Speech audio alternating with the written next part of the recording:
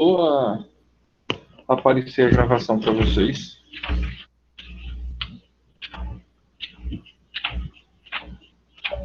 Aqui já está gravando. Não, a gravação não, a apresentação. Apareceu também. Ah, começou agora. Vai.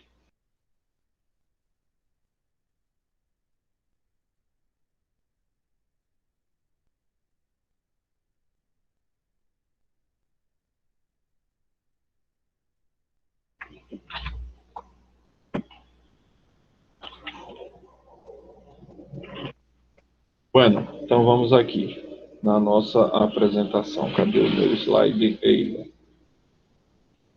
Uma introdução geral do romantismo. Muitas das coisas que eu vou falar aí serve tanto para o romantismo poesia quanto para o romantismo prosa. A gente vai dividir o romantismo em duas. Vai dividir o romantismo em duas partes, né? Como é a divisão clássica que se faz nos livros didáticos. O romantismo, a poesia, primeiro geralmente vê a poesia e depois vê a prosa.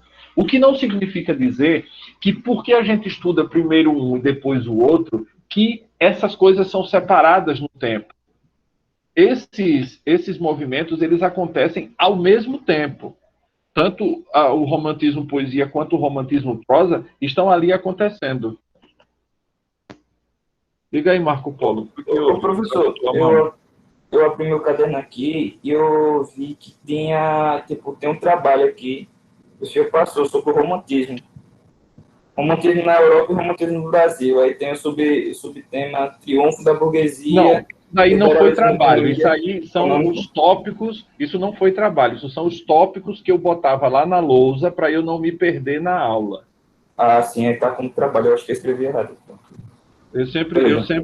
Minhas aulas sempre tinham esses tópicos e eu explicava cada um desses pontos. Tinha, na Europa, o triunfo da burguesia, liberalismo econômico, depois no Brasil, a independência, o primeiro reinado, não é isso? Esses são os tópicos que eu coloco para não me perder, que em tese vão ser os mesmos tópicos que vão aparecer aí nesses slides. Beleza. Valeu. E aí pronto, aí está ele.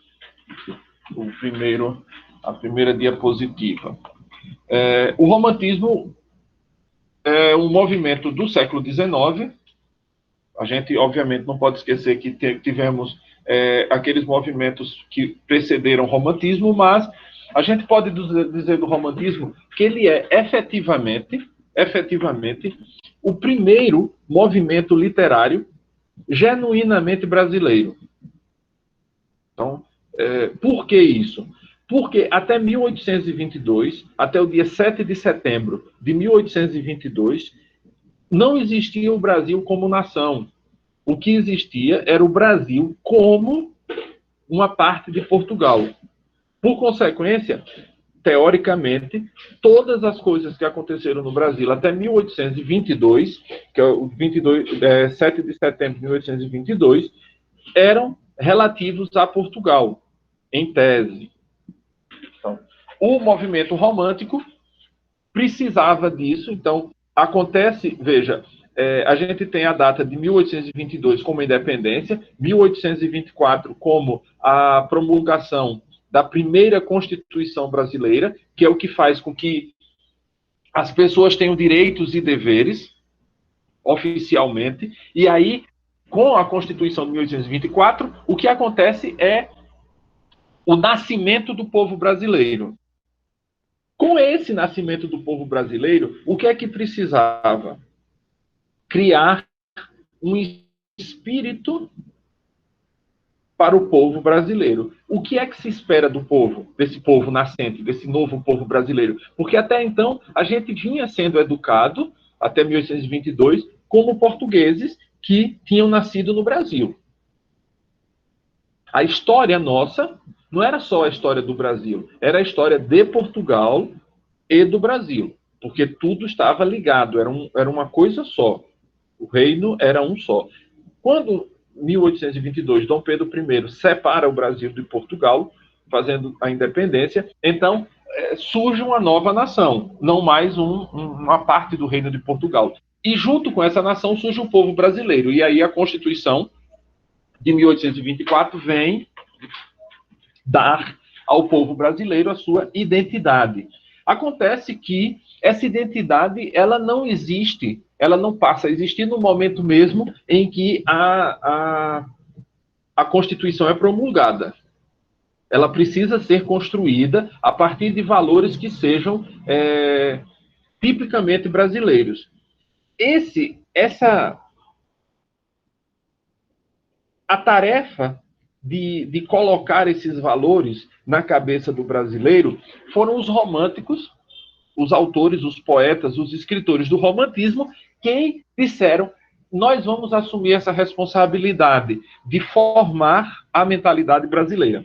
Isso vai acontecer porque esses movimentos de independência vão acontecer a partir de 1789, quando acontece a Revolução Francesa. A Revolução Francesa é uma filha,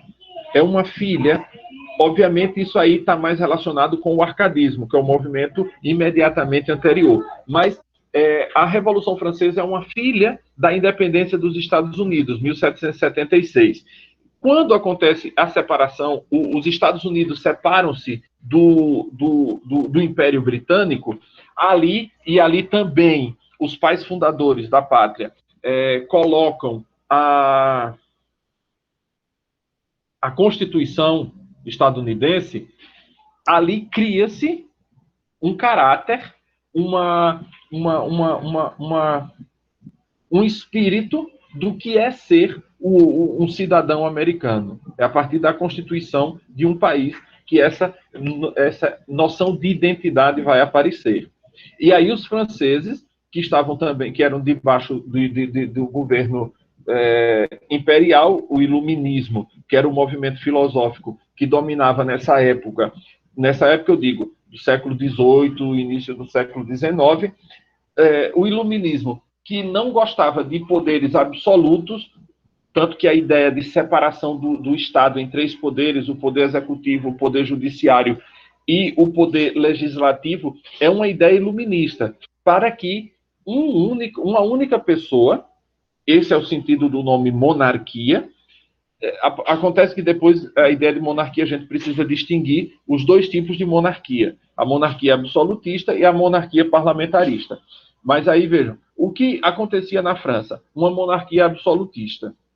O rei, tanto que o rei dizia: o Estado sou eu. O rei francês e os outros reis, não vai acontecer isso em Portugal, nem vai acontecer isso na Espanha, e não aconteceu isso na Inglaterra.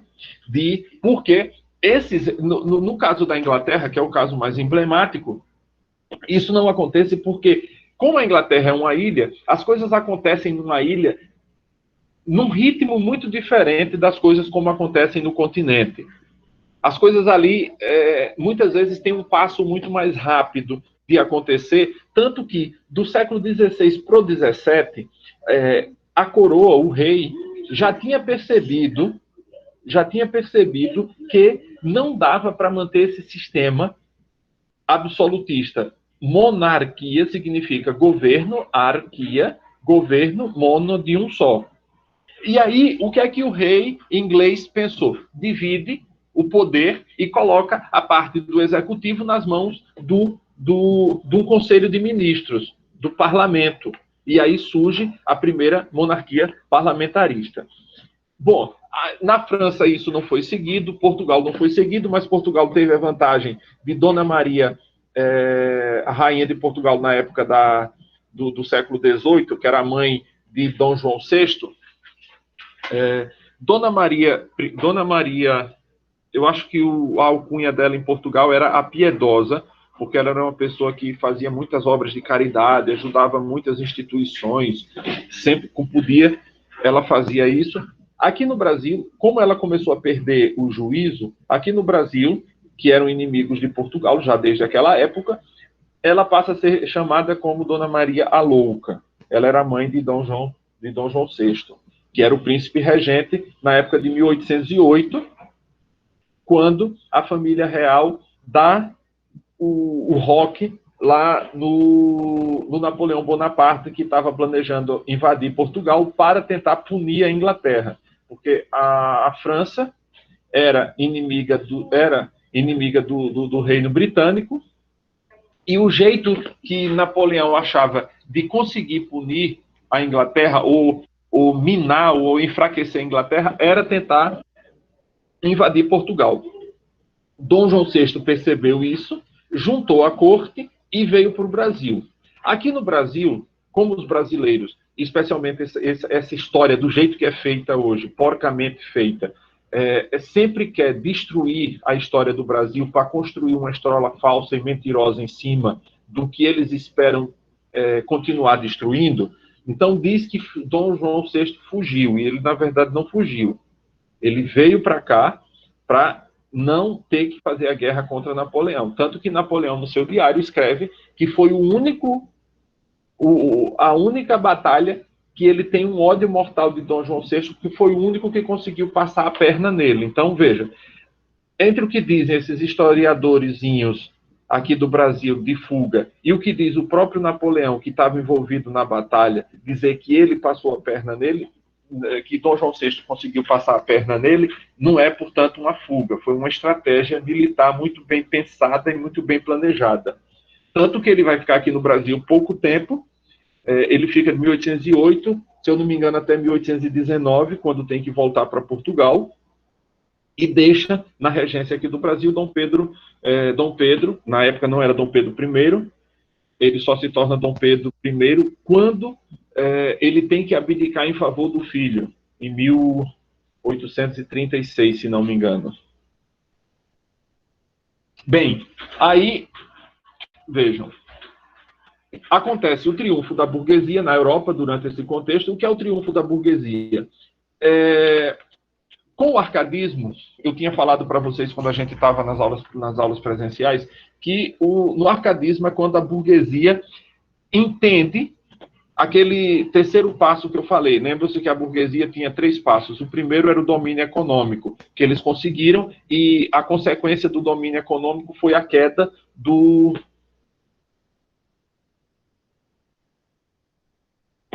Eita, meu Deus, e agora? Como é o nome do regime? Pode ter calma, está no seu tempo.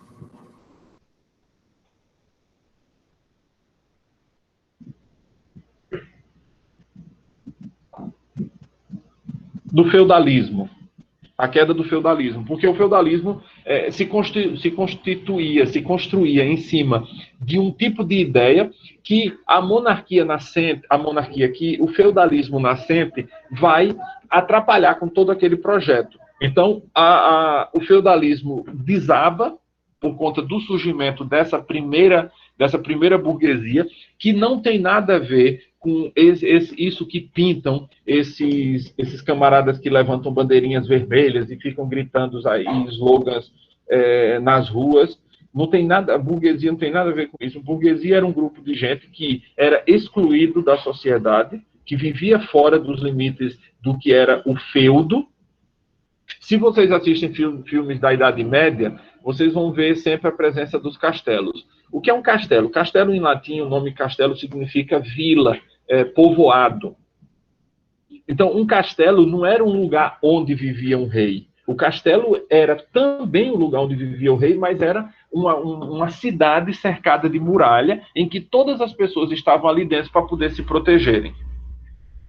Os burgueses, então você tinha o castelo, que é essa cidade protegida, e você tinha um outro grupo de cidades que ficava fora dos limites do castelo, que eram chamadas de burgos. Burgos, portanto, era onde viviam os burgueses. Eram chamados assim porque era o nome das cidades. Assim como a gente é chamado de cidadão, porque vive numa cidade, eles viviam num burgo, eram chamados de burgueses. Esses burgueses, portanto, começaram a mostrar para os servos que era o regime feudal se constituía entre o suzerano, que era o senhor feudal, e os servos. Havia uma aliança, uma série de juramentos trocados entre eles, e quando os burgueses começam a mostrar que você não precisa viver sob a asa de algum suzerano, o sistema todo começa a desabar. E aí vai surgir o novo caminho. Os burgueses começam a enriquecer, aí a gente está da passagem, obviamente, do século... pelo século XVI, 15 para 16, que é o classicismo. Depois, esses burgueses percebem que tem o domínio político, ou, aliás, que tem o domínio econômico. Eles enriqueceram muito e muito rapidamente com os negócios, com os trabalhos que eles faziam, banco, essas coisas. Depois, eles percebem que ter dinheiro não é tudo. E aí começam uma jornada atrás da educação. Porque não adianta você ter feito um rap cheio de ouro pendurado no pescoço e não souber assinar o seu nome, precisar marcar com o dedo ou um X no papel. Então, eles começam a perceber que eles precisavam da educação. Calha com a época em que os muçulmanos invadem Constantinopla e os padres da igreja bizantina, da igreja grega, fogem, da igreja católica ortodoxa, fogem para o norte da Itália e ali começam a disseminar a cultura clássica. E aí a gente tem outro período que é já o período do humanismo, a gente viu antes, agora o período do classicismo. Agora, no século XVII, no século XVIII, que é o século anterior, começa um novo passo, o terceiro passo deles, que era o domínio político. Acontece, porém, que para eles obterem o domínio político, eles precisavam destruir uma série de coisas. Uma delas era destruir as monarquias. Porque como é que você vai ter domínio político se o domínio político é passado de herança de pai para filho, por conta dos reis? E aí eles resolvem destruir todo esse sistema de passagem do poder assim e construir. Isso vai acontecer nos Estados Unidos em 1776, quando eles fundam uma república. O que é uma república? Não existe, em tese. O que é uma república, em tese? Não existe ninguém superior a ninguém. Todos estão no mesmo nível de igualdade. Então, qualquer pessoa poderia se tornar prefeito, governador e presidente. Poderia, o que não significa dizer que seja assim, porque você vai ter uma série de sistemas que terminam definindo quem pode e quem não pode fazer algumas coisas. Contudo, o sistema estadunidense ainda é infinitamente melhor do que esse nosso, enquanto Constituição. Eles, desde 1776, tiveram uma única Constituição. A gente, de 1822 para cá, já tivemos 6 ou 7. E cada uma pior do que a outra. Ô, professor, a República também pode se classificar quando o povo é mais soberano que o governo do Estado, não é isso?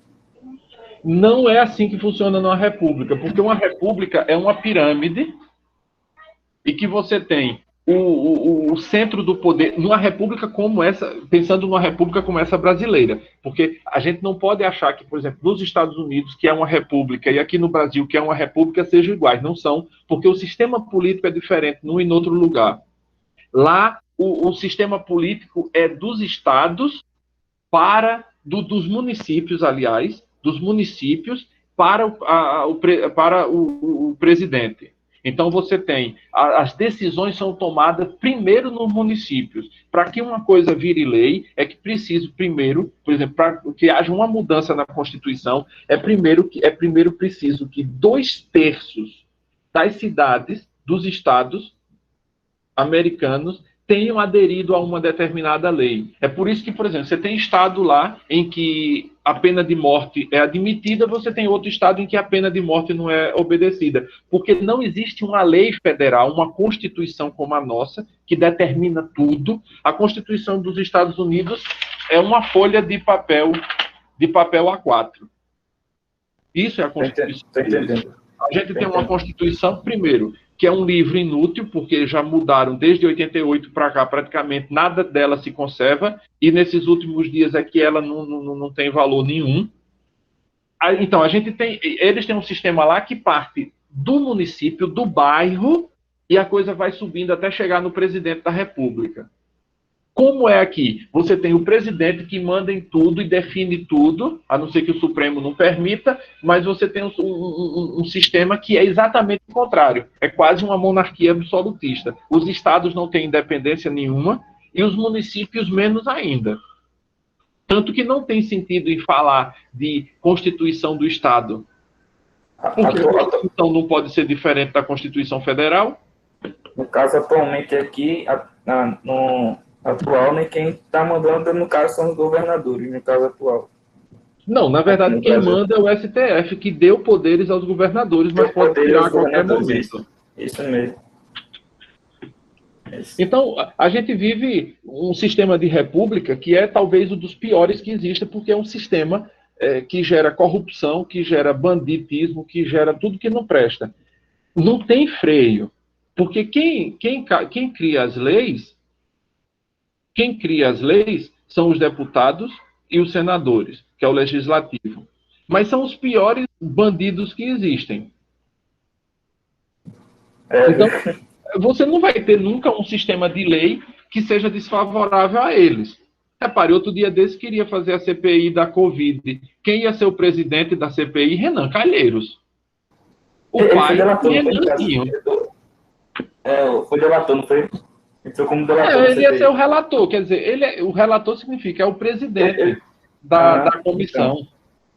Mas não imagine ele julgar o filho.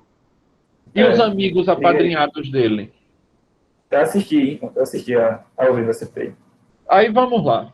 Vamos para mais um ponto. Então a gente termina isso daí. Vamos no Brasil, o que é que estava acontecendo? 1822 eu já falei, não precisa mais tratar disso, né? Que a República, a independência do Brasil, 7 de setembro de 1822. O primeiro reinado vai de 1822 até 1831, porque Dom Pedro...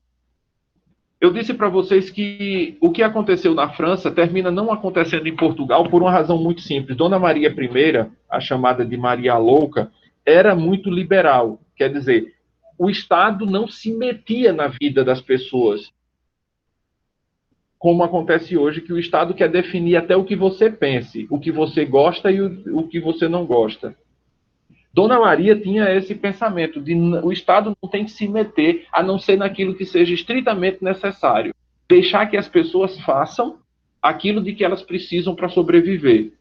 E o Estado entra exatamente onde as pessoas, a comunidade, o município, não consiga resolver aquele problema, entenderam?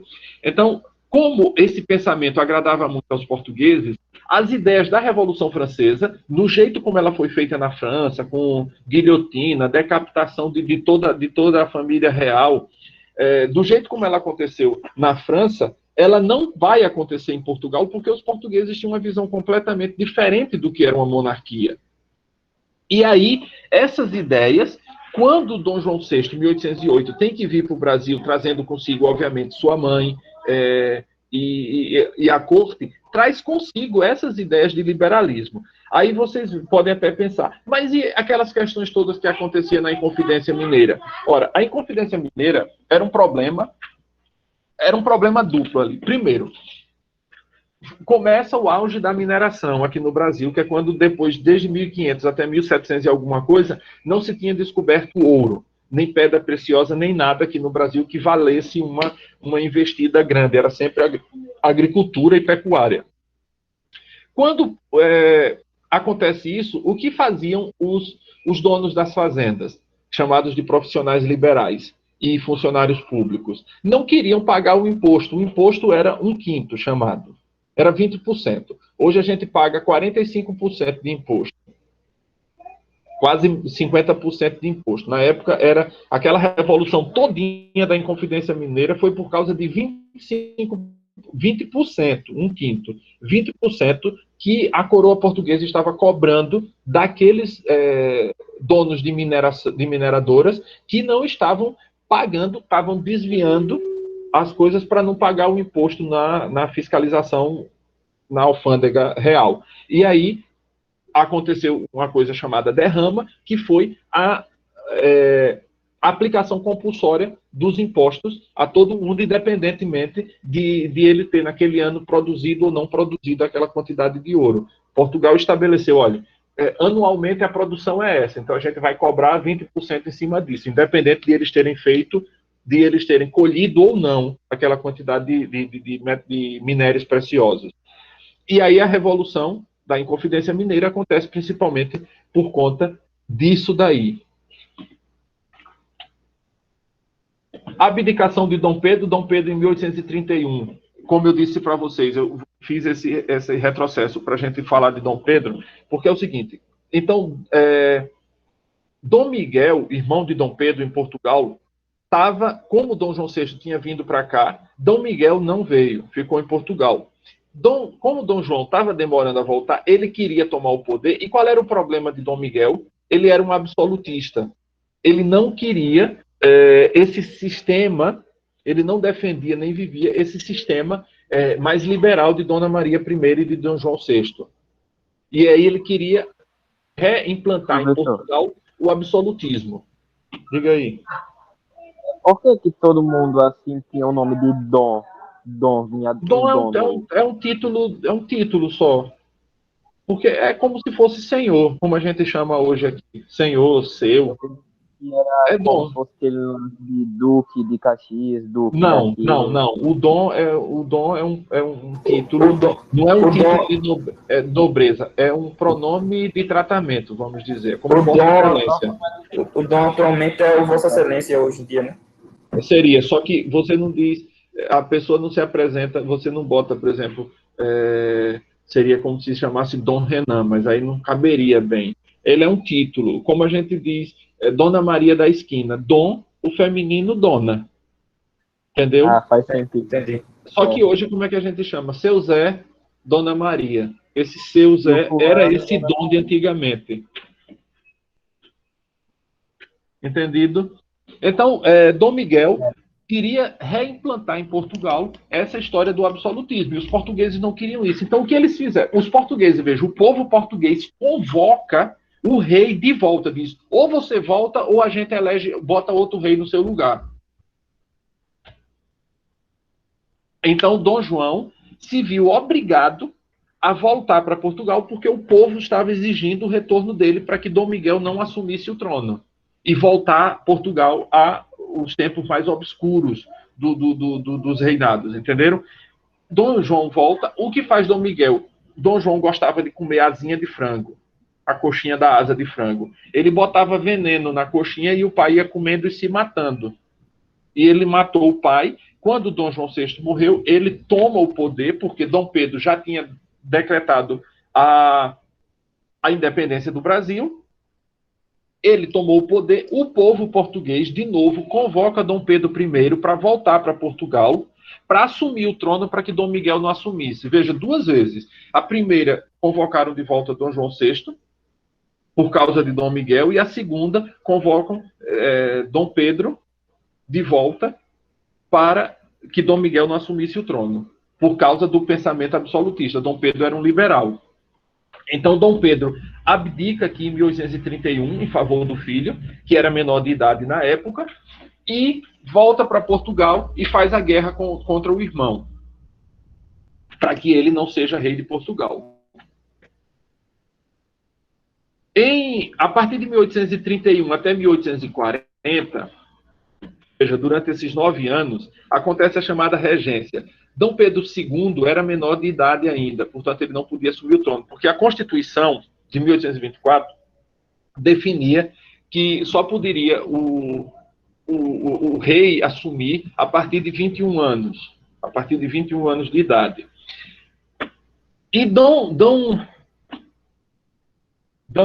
Pedro II tinha 5 anos de idade quando o pai foi embora e abdicou em favor dele. Então, ele deixou uma regência.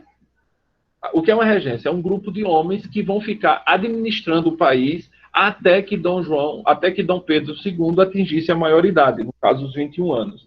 O que aconteceu, porém, na última regência trina, porque primeiro começou a regência una, que era um homem só, depois eles perceberam, a exemplo do que já tinha acontecido em Roma, durante o período imperial de Roma, lá nos primeiros séculos de nossa era, que era melhor ter 3 para evitar corrupção. Então, eles botaram a chamada regência trina. A última regência trina, junto com o Senado e a Câmara, decidiram que Dom Pedro II já estava capaz para assumir o trono quando ele atingiu 14 anos de idade, portanto, 7 anos antes da idade prevista pela Constituição para ele ser maior de idade. E aí, em 1840, Dom Pedro II assume como o segundo imperador do Brasil e vai de 1840 até 1889, portanto, 49 anos, que foram os melhores períodos do Brasil. Essa Constituição de 1824 é a Constituição mais longa que o Brasil teve. Ela foi de 1824 até 1891, que é quando foi fundada a primeira Constituição dos golpistas da República.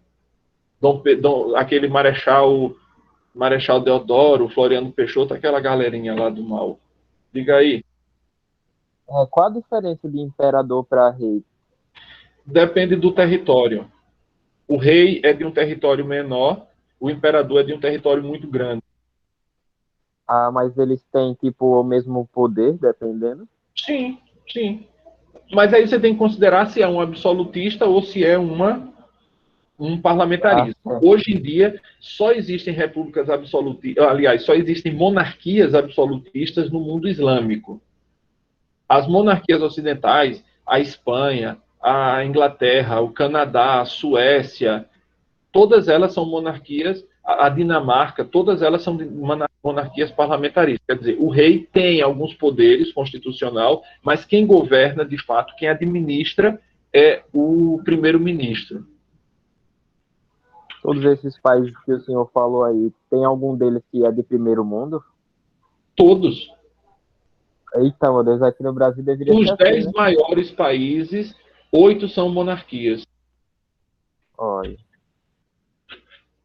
A capacidade de destruição numa monarquia é infinitamente menor, a não ser que seja uma república dos moldes dos Estados Unidos. A não ser.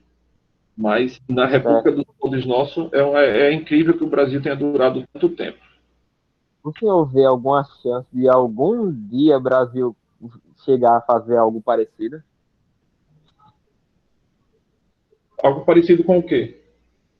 Uma monarquia com esse lance de rei, essas coisas? Mas existe um movimento, né? Eu acho que teve Dom Pedro Neto, trisneto de Dom Pedro II, que quando houve o golpe militar de 64, os militares foram lá para dizer, olha, tá aqui, o Brasil é seu, quer voltar? Ele disse não. Eu acho que foi a maior besteira que ele fez.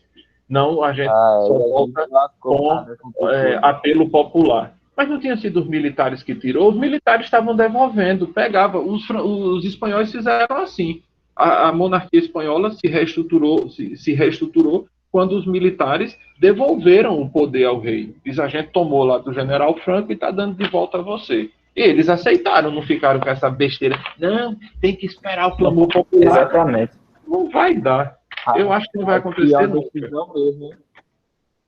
Decisão infeliz, lascou todo mundo agora.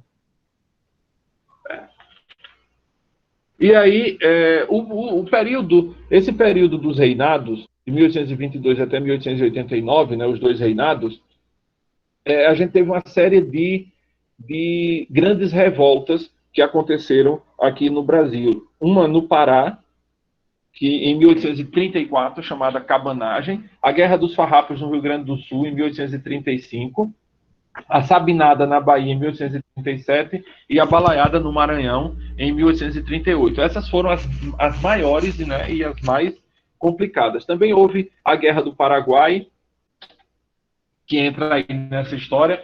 Agora vamos aqui, terminada essa digressão de contextualização histórica, vamos aqui para as características. Vejam aqui, são três características importantes do romantismo. Lembrem sempre essas duas datas, 1836 e 1881. Portanto, ele é todo dentro do século XIX. 1831 ele acaba porque é a publicação de Memórias Póstumas de Brás Cubas aqui. A gente deveria, nesse momento, também estudar o realismo, só que a gente não tem tempo suficiente para estudá-lo, e aí vamos ver como isso aí fica depois. Quais são as características? Primeira dela, o individualismo. se antes as pessoas se viam como classe, hoje as pessoas se veem como indivíduo. E esse indivíduo também tem muito a ver com o sistema que estava acontecendo, né? A gente passou daí de uma revolução econômica. As pessoas começam a perceber que elas não são um aglomerado, elas têm ideias próprias, e aí surge com isso também o subjetivismo, e nisso as pessoas começam a perder o sentido de tudo, porque começam a se perder tanto dentro de si mesmo, sem contato sem acreditar em nada fora de si, que termina buscando uma fuga através do sonho, e a gente vai ver isso com muito mais detalhe quando a gente for estudar a segunda geração romântica, através da morte, também segunda geração, através da natureza, é característica da primeira geração, e do tempo, característica de todos eles. Talvez menos da terceira geração, porque a terceira geração é uma coisa bem particular. Às vezes é complicado entender como ele seria romântico, mas aí eu falo, quando a gente for falar da terceira geração, eu explico melhor por que ele é romantismo e não realismo. As características, então, eles são, predomina a emoção, a liberdade de criação, o nacionalismo, porque o Brasil não era mais Portugal, era uma nação independente. Então, aqui é o nacionalismo que prevalece, a formação da identidade nacional. A religiosidade é a religiosidade cristã. Obviamente, aqui quando se fala de religiosidade cristã, a gente não quer entender com isso que se trate de um grupo de padres que está ensinando. Era a religião cristã, como era percebida pelos autores. Então, você vai ter uma religião cristã muito cheia de coisas que não fariam parte da ortodoxia cristã. Especialmente a gente vai encontrar isso no pessoal da segunda geração. A primeira geração coloca muito aspecto da religiosidade cristã, mas são aspectos que não são a parte principal, é parte acessória dos textos. Ao passo que na segunda geração, isso é quase o próprio contexto, mas é a religiosidade cristã totalmente vista segundo a ótica deturpada que eles tinham de tudo. E aí você vai ter a linguagem popular empregada. Porque agora, o que acontece interessantemente aqui é que Dom João VI tinha trazido a imprensa para o Brasil, a imprensa era livre, ele recebia duríssimas críticas. O período das duas regências, de Dom Pedro I e Dom Pedro II, são completas os jornais de críticas contra o imperador, e nem por isso ninguém nunca foi perseguido, levado para a cadeia, porque tinha criticado o imperador. Porque sempre o regime liberal que eles tinham era de a imprensa ser livre, de o Estado não se meter nisso daí. Não se meter para atrapalhar a nação em absolutamente nada. E aí, só um instante para eu concluir isso. E aí, os autores, a literatura que até agora no romantismo, os autores eram por hobby, porque ninguém ganhava dinheiro por ser, por exemplo, se você pegar Gregório de Matos, ele não ganhava dinheiro com as poesias que ele fazia ou com os livros que escrevia. Ele ganhava dinheiro porque ele era advogado. Se você pegar os autores do romantismo, Tomás Antônio Gonzaga, Cláudio Manuel da Costa, Manuel Antônio Gonzaga era funcionário público, de alto escalão. Cláudio Manuel da Costa tinha, se eu não me engano, ele era dono de uma mineradora. Então, todos eles eram profissionais liberais e escreviam ou como um hobby ou como um jeito de esconder uma rebelião, que era, no caso do arcadismo, a Inconfidência Mineira. Diga aí, quem foi que chamou primeiro? Foi Evanderson. Eu estou atrapalhando muito a aula, desculpa aí. Eu queria saber... Quem está falando? Diga aí, Evanderson. A China poderia ser considerado o governo de lá como uma monarquia ou algo assim, porque é como se, sei lá, parece ser tão dominante aquela coisa. Não, a China é considerada uma ditadura. É considerada uma ditadura.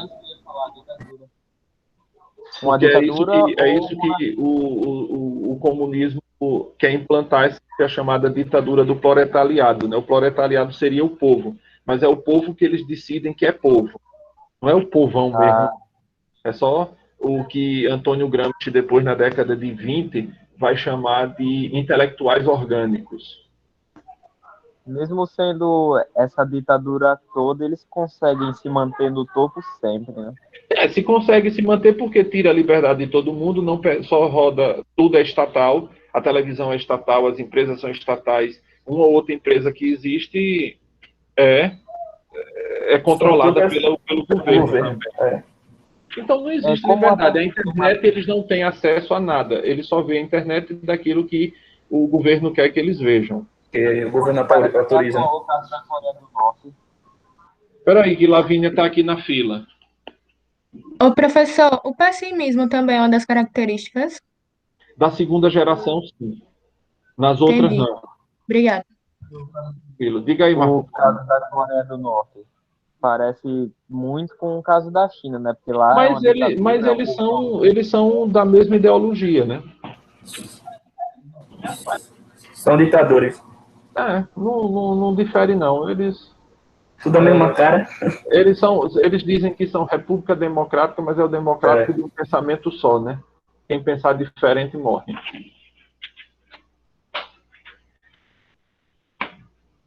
E aí a gente tem aqui o romantismo na poesia, a primeira geração, que era nacionalista ou indigenista, começa com Gonçalves de Magalhães, e o maior expoente dessa primeira geração na poesia é Gonçalves Dias. A segunda geração, que é essa do pessimismo, é a byroniana, o ultrarromantismo. Os nomes são esses, né? Álvares de Azevedo, Junqueira Freire, Fagundes Varela, Casimiro de Abreu. E o meu negócio desapareceu. Sumiu para vocês? Sim, sumiu. Sumiu. Eu vou só dizer o nome, porque só é nome agora. Joaquim Manuel de Macedo, José de Alencar, Bernardo Guimarães, Visconde de Toné, Franklin Távora e Manuel Antônio de Almeida. E aí, a gente vai para outro slide.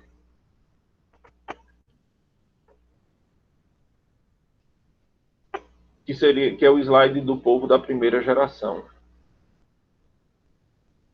Deixa eu me botá-lo aqui, porque aí eu já compartilho de novo a tela com vocês.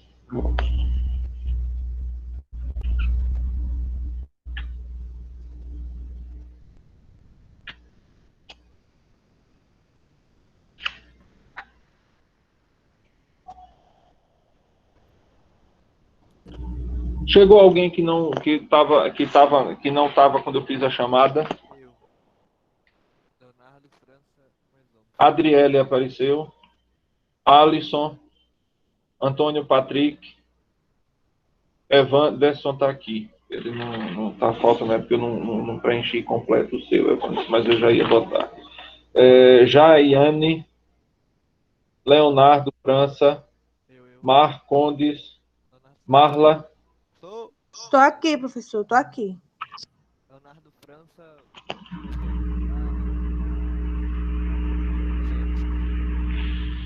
Matheus Isaac.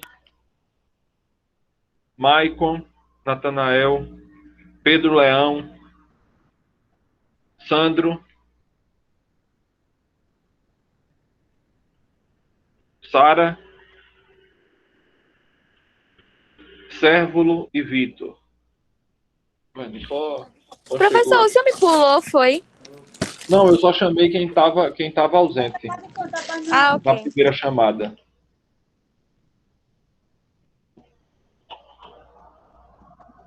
Maria Eduardo, você estava na eu só chamei os que eu não tinha chamado na primeira, que não estavam presentes na hora que eu chamei a primeira vez. É porque eu achei que estava Leonardo, professor.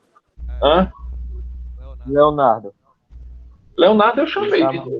Tô aqui, Ele está aqui perturbado no chat. Leonardo França.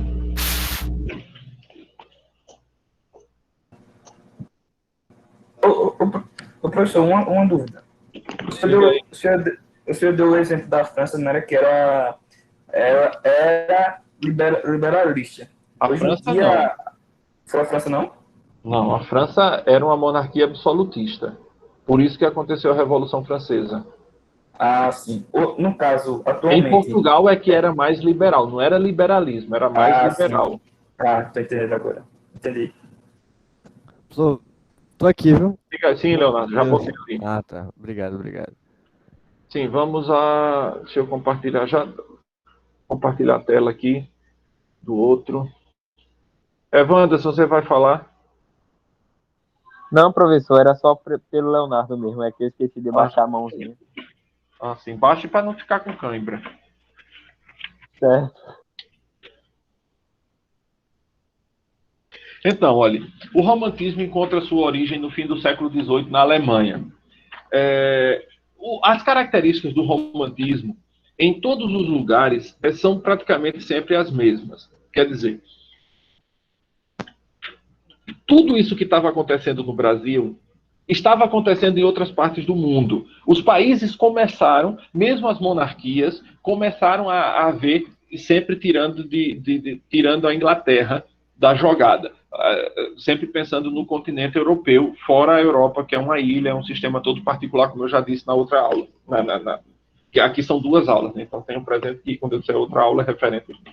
Então, a gente tem uma dificuldade aí, um ponto em comum que estava acontecendo na Europa era o surgimento das constituições. E com as constituições surge a ideia de pertencer a uma nação. A Constituição, porque antes de haver as constituições, o que é que havia? O Reino de Portugal. Você não tinha o cidadão português, o que você tinha era o súdito do rei de Portugal, o súdito do rei da França, o súdito do rei da Itália, o súdito do rei da Espanha.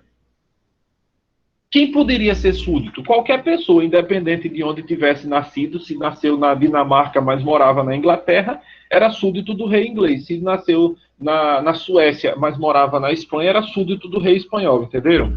Então, não havia um critério de nacionalidade. São as constituições que vêm definir. Nacional é aquela pessoa que nasce no território ou que conseguiu a cidadania. E aí impõe as condições para que se possa conseguir a cidadania. Isso eu estou dizendo um exemplo muito simples do que vem a ser a Constituição. É muito mais do que simplesmente isso, mas só para vocês terem uma ideia. Então, em todos os países, o romantismo visa estabelecer o que é o espírito daquele país. O que é que caracteriza o povo alemão? O que é que caracteriza o povo italiano? O que é que caracteriza o povo francês, o povo português e o que é que caracteriza o povo brasileiro?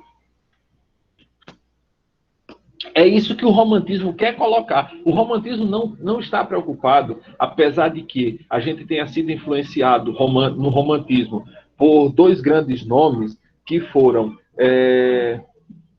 o Lord Byron, inglês, e o outro era o Goethe, na Alemanha. Esses 2, mas ele, por exemplo, quando Goethe escreve os sofrimentos do jovem Werther, não estava preocupado em que isso ultrapassasse os limites da Alemanha. Porque isso estava pensando para aquele povo especificamente, para as vicissitudes, para as dificuldades, para os problemas, por que aquele povo passava. E aí,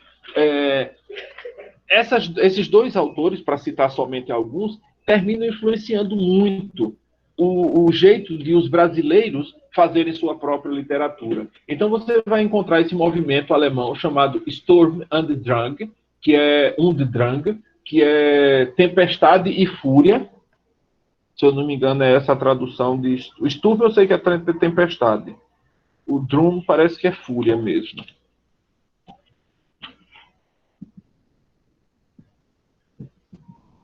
Tempestade e ímpeto, que era um movimento de caráter nacionalista.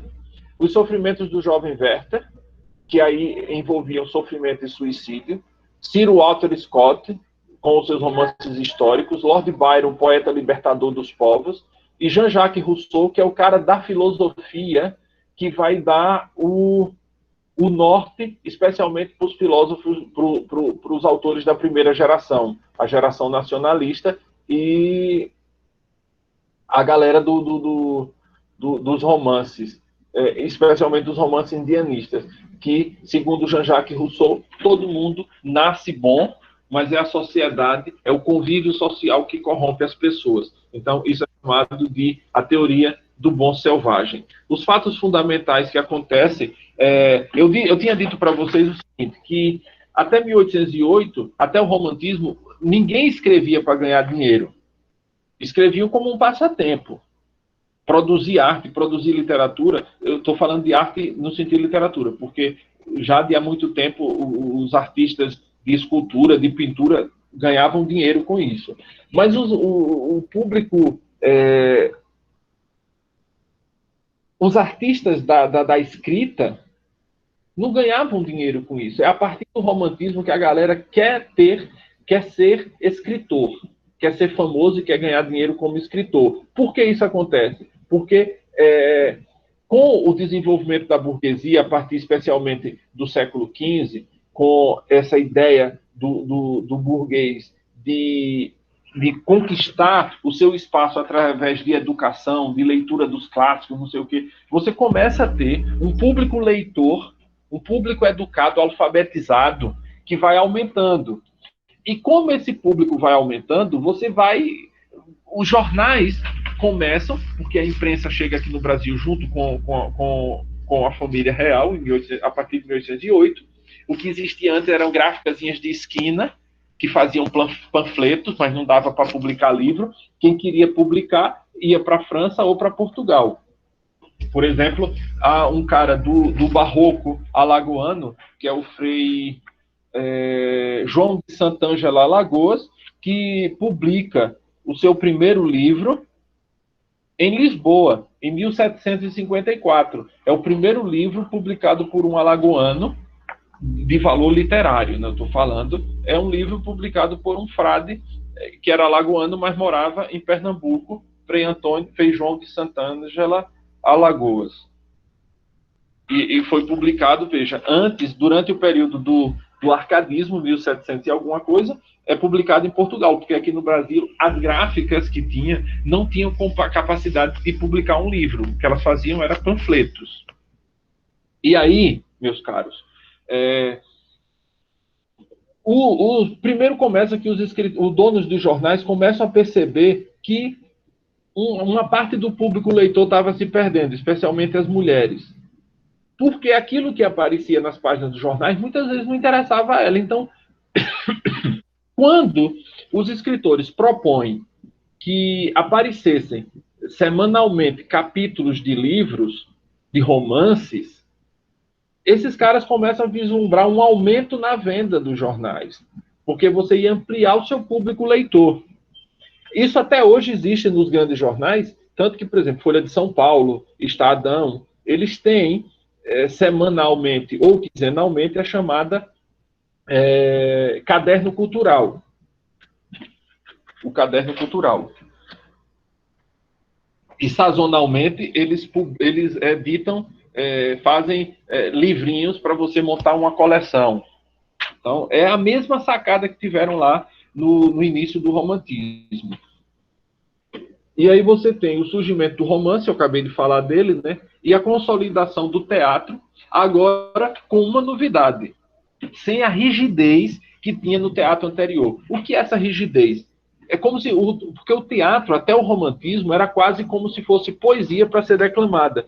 Se você pegar os teatros de Shakespeare, por exemplo, no texto original, eles são poesias. Eles têm métrica, os versos são contados, os acentos são bem medidinhos. Muitas vezes vai encontrar rima.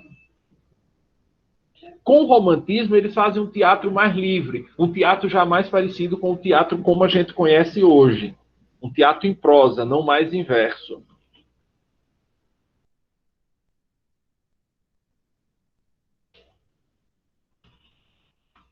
E aí você vai ter isso, né, características que já falamos delas: supervalorização, sentimentalismo, supervalorização do amor, o mal do século, que era a sensação de angústia, melancolia, insatisfação e tédio, que leva a buscar saídas ou refúgios para o seu mal, aquelas 4 fugas, né, que a gente viu, através do sonho, através da morte, através do tempo e através do tempo, sonho. Qual era a outra?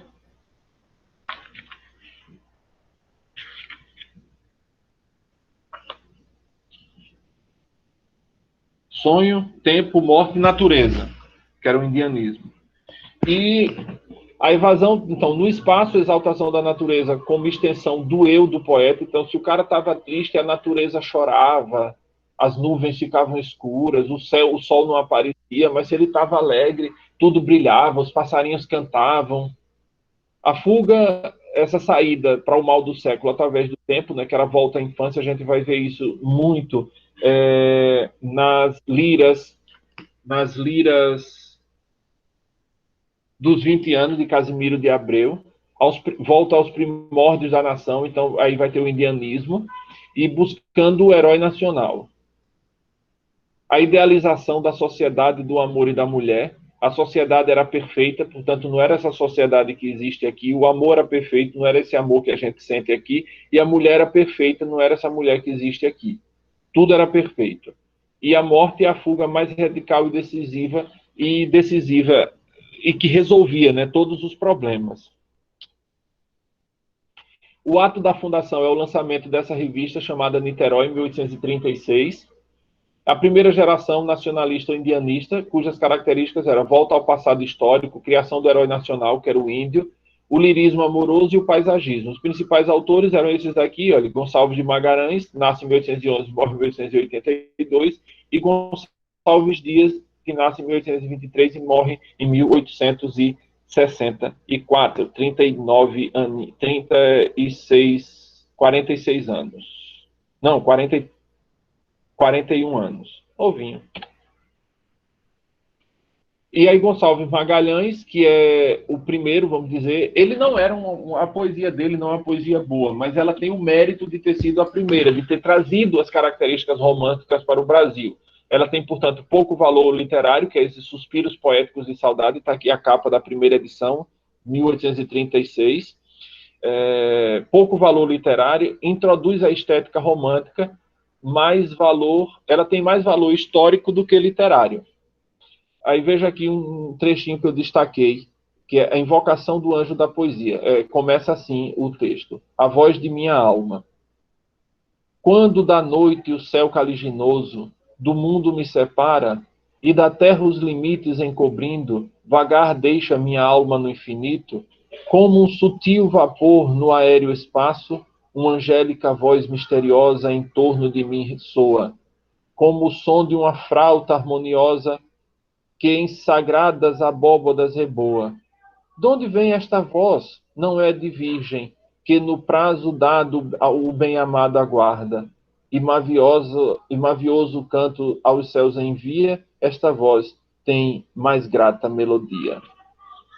Então, vejam, aqui você vê que ela tem pouco valor, mas repare que o céu está escuro, caliginoso significa escuro, separa do mundo a pessoa, porque ela está num estado de agonia, até que ela começa a melhorar a agonia dela através desse som de uma flauta harmoniosa. De onde vem essa voz não é de virgem. Porque aí... Pois não. Eu não sei se o senhor já respondeu, mas a galera tava com a dúvida de o que era a mulher perfeita. É uma ideia só. Só? Sei lá, Nada mais? como eles pegam assim, a Virgem Maria e coloca como modelo que a mulher tem que atingir, mas não considera a mulher enquanto está no caminho de atingir a perfeição, mas já a perfeição que ela deveria atingir. Que loucura. Eles retomam, o romantismo retoma muita coisa não deu, obviamente, não dava para fazer essa revisão tão grande, porque a gente não tem muito tempo para isso, mas é aquilo que a gente tinha estudado no presencial sobre o trovadorismo. A mulher é quase um anjo, é um ser inatingível. Ela já está... Essa mulher de que ele trata na literatura não é a mulher do mundo real. É a mulher do mundo da imaginação. Aquilo que ele espera que a mulher seja, não que ela é de verdade. Faz sentido. Por isso eles ficavam doidos, porque terminavam não encontravam o que eles andavam atrás. Aí ficava com outros caras. Tomando cachaça. Gonçalves Dias, que é da primeira geração, 1823 até 1864, a sua obra indianista reúne natureza, pátria e religião. Ele enfatiza a bondade natural do índio, sua honra e valentia. Essa imagem que eu peguei de um livro, eu não me lembro mais qual foi o livro, mas tem um verso, um livro, eu digo, disso daqui, eu sei de onde são os versos, né? O verso é do poema Ijuca Pirama. Ijuca Pirama é tupi e significa aquele que deve morrer. Veja aqui o índio, a expressão dele de agonia, choroso, e aí está aqui o verso.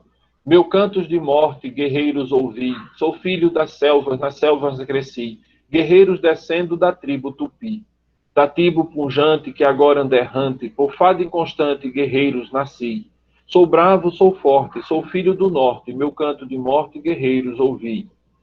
Já vi cruas brigas de tribos inimigas, e as duras fadigas da guerra provei, nas ondas mendaces senti pelas faces os silvos fugaces dos ventos que amei. E aí era todo não era todo nesse estilo de métrica, porque o Gonçalves Dias vai mudando de acordo com o que ele quer. Esse daqui, se você olhar, ele tem dois tipos, né? Um de 7 sílabas e que eu acho que é 5. Guerreiros ouvi. 5. E o de cima, meu canto de morte, 5 também. 5 é o verso de 5 sílabas, chamado redondilha menor, ou pentassílabo. É um verso muito rápido. Meu canto de morte, guerreiros ouvi. Sou filhos da selva, nas selvas cresci. Guerreiros descendo da tribo tupi. É rápido, porque é como se o camarada tivesse com pressa de dizer logo o que ele tem de dizer. Esse é um pedaço, portanto, da obra Ijuca Pirama. Essa daqui é uma poesia também de Gonçalves Dias. Se eu morrer, se morre de amor.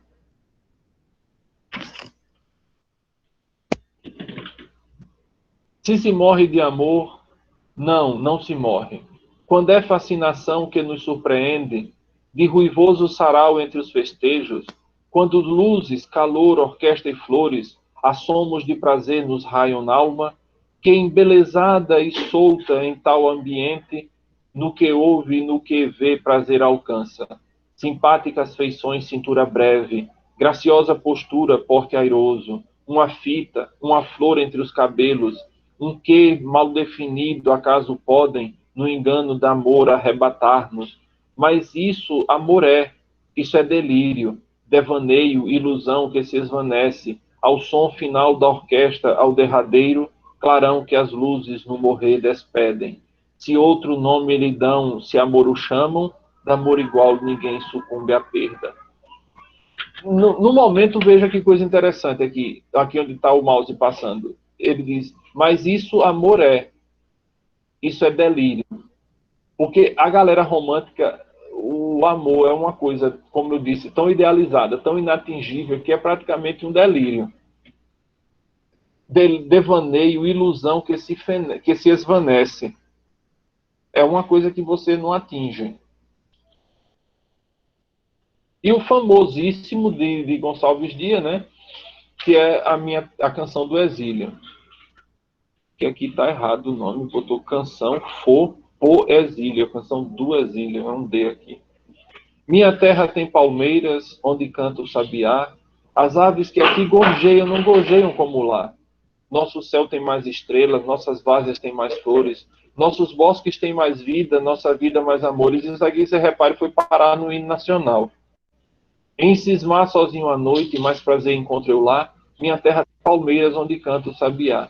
Minha terra tem primores, que tais não encontrei cá. Em cismar sozinho à noite, mais prazer encontro eu lá. Minha terra tem palmeiras, onde canta o sabiá. Não permita, Deus, que eu morra sem que eu volte para lá. Sem que desfrute os primores, que não encontro por cá. Sem que ainda aviste as palmeiras, onde canta o sabiá. Sobre a literatura, é uma coisa interessante que a gente precisa saber. Veja, ter sempre presente. Quando a gente vai ler literatura, uma das coisas que a gente precisa, tem um autor, me esqueci como é o nome dele, é um americano, ou é inglês, não é americano, que ele diz que a gente precisa suspender a descrença. A gente precisa assumir na literatura que algumas coisas podem acontecer daquele jeito que eles estão dizendo, mesmo que a gente saiba que não acontece. A gente suspende a descrença, a dúvida. Diz, vamos fazer de conta que a coisa acontece assim. Veja que interessante, nessa poesia de Gonçalves Dias, ele diz, minha terra tem palmeiras onde canta o sabiá. A ciência sabe hoje que o sabiá da palmeira, ele não canta. Mas na literatura isso é possível. A literatura não trata do mundo real. Nenhuma literatura. Quem trata do mundo real é a ciência, é o jornalismo, é o estudo técnico. É disso, esses daí que tratam do mundo real. A literatura não está preocupada com isso. A literatura quer falar das coisas que seriam possíveis. Não das coisas que existem, que são. Mas como elas poderiam ter sido. Isso tenho sempre presente quando vocês forem ler um livro de literatura, porque é assim que a gente tem que se portar diante dele. E aí, meus caros, olhem, com esse slide a gente terminou essa parte. Eu vou na aula de sexta-feira, eu quero fazer uma consideração sobre um autor dessa primeira geração ainda, e aí a gente termina essa primeira geração, e aí eu quero colocar no SIGA-A já uma atividade, mas eu aviso lá no grupo que votei.